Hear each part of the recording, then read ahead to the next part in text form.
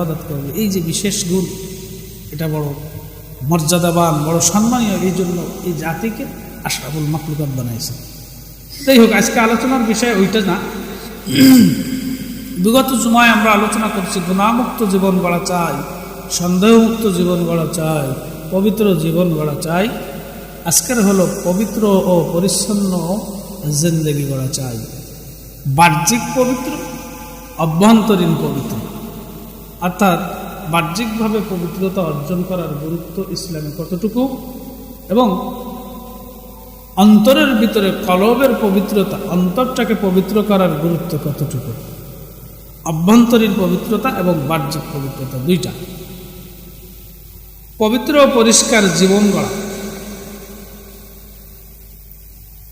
একজন মানুষের বাহ্যিক পবিত্রতা অর্জন হলো তার পোশাক, পরিচ্ছদ,